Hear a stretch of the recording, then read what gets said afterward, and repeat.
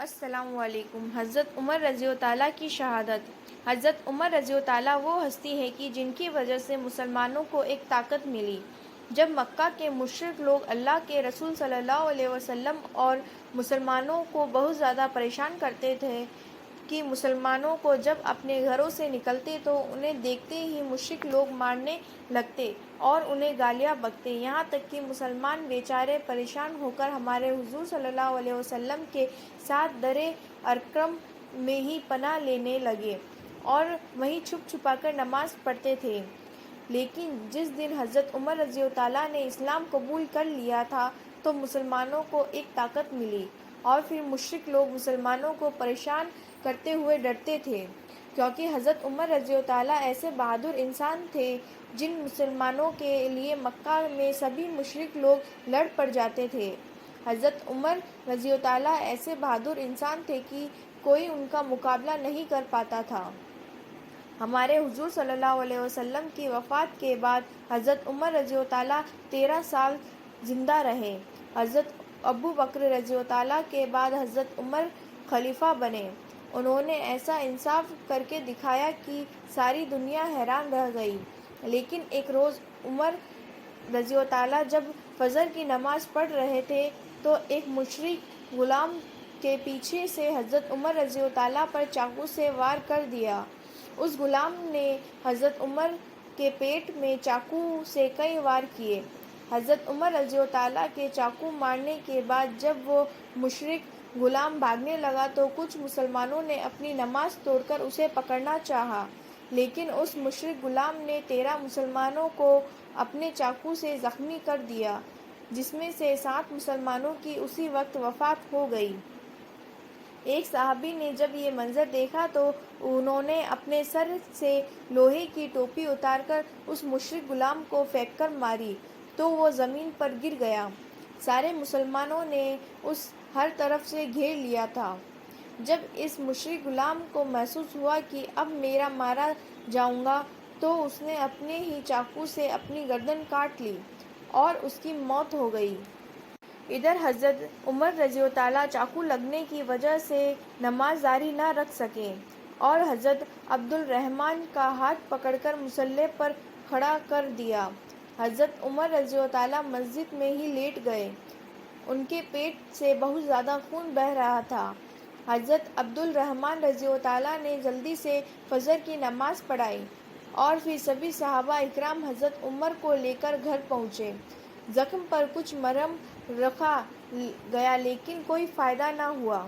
ایک صحابی نے حضرت عمر رضی اللہ تعالیٰ کو کچھ دودھ پلانے کی کوشش کی تاکہ جسم میں کچھ طاقت آ جائے، لیکن حضرت عمر نے جیسے ہی وہ دودھ پیا تو سارا دودھ ان کے پیٹ سے باہر نکل آیا۔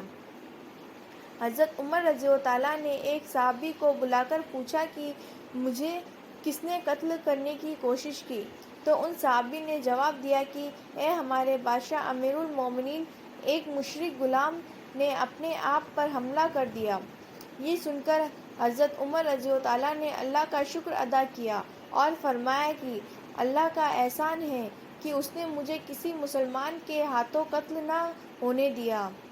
حضرت عمر رضی اللہ تعالیٰ نے محسوس کیا کہ اب میری موت کا وقت قریب آ چکا ہے تو انہوں نے اپنے بیٹے عبداللہ کو بلایا اور کہا کہ اے عبداللہ، جاؤ اور حضور صلی اللہ علیہ وسلم کی بیوی حضرت عائشہ کے سامنے میری فریاد رکھو۔ اماں جان، عمر کہتا ہے آج مجھے ان کے سامنے بادشاہ و خلیفہ نہ کہنا، کیونکہ اب میں مسلمانوں کا خلیفہ نہیں ہوں۔ بیٹا، اماں عائشہ سے کہنا کہ عمر اپنے دونوں ساتھیاں حضور صلی اللہ علیہ وسلم اور ابو بکر صدیقی کے پاس ہی اپنی قبر بنوانا چاہتا ہے، کیا آپ کی اجازت ہے؟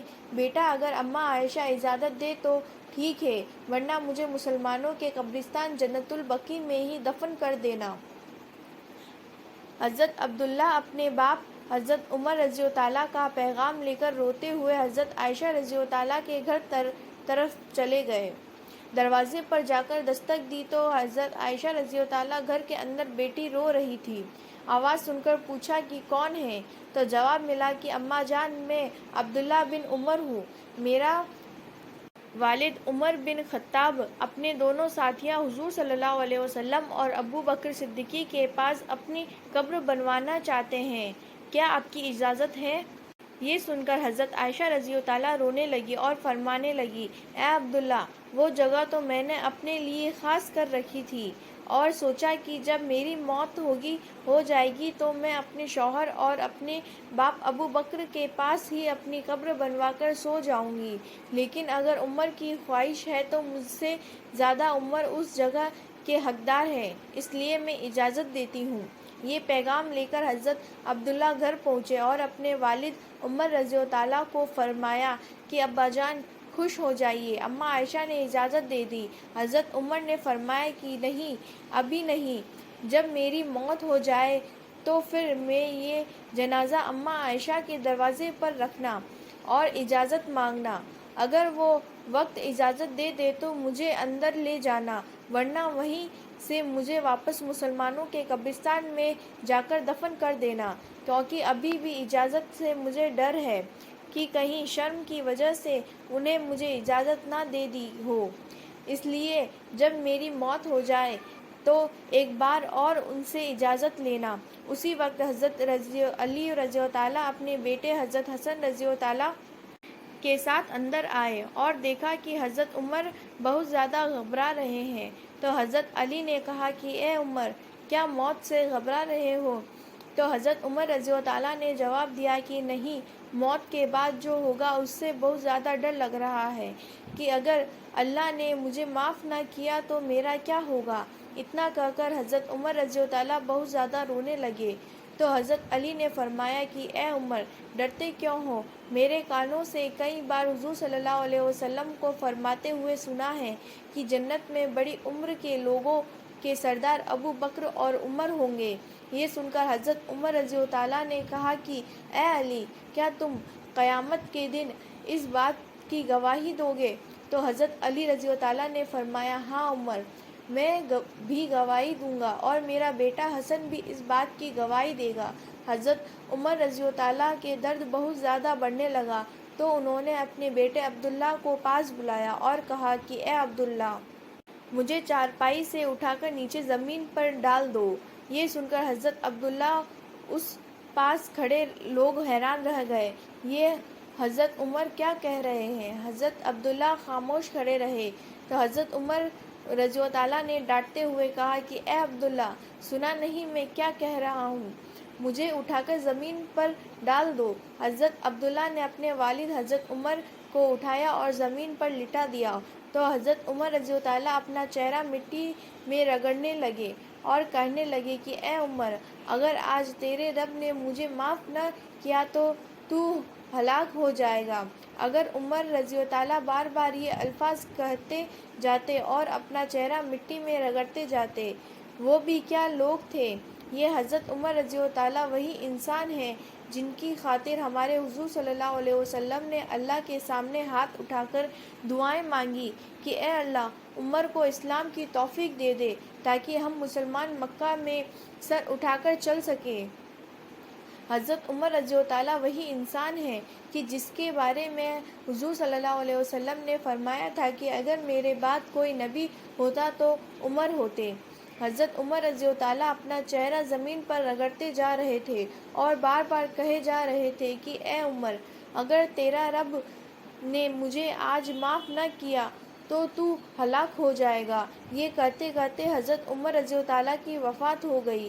غسل و کفن کے بعد جنازہ تیار کرنے مسجد کے سامنے رکھا گیا۔